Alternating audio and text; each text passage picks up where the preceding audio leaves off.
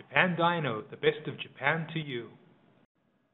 Howdy, this is Andy of Japan Dyno, and I have for you a HKS super sequential blow-off valve removed from an FC3S RX7 here in Japan.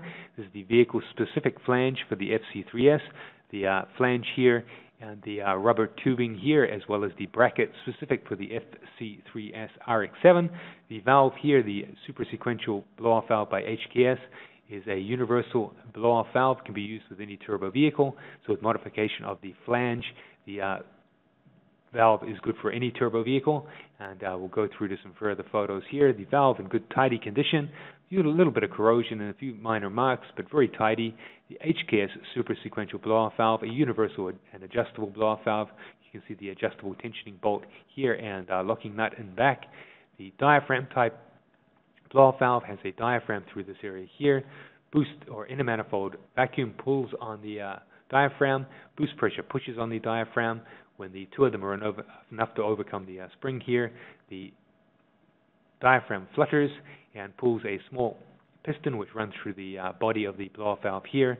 When the piston moves back and forth, it releases boost from the front of the flange here, from the trumpet, and gives that distinctive HKS super sequential blow-off valve sound.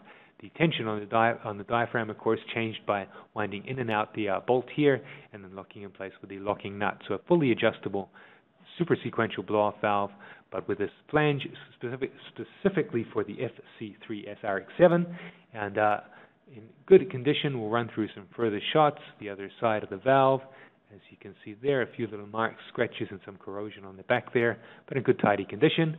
The nipple that goes to the inner manifold, spring housing, diaphragm, the piston, and the trumpet here from where the sound emanates, and back of the valve there. This is the spring housing and the tensioning bolt and locking nut. So the spring housing there.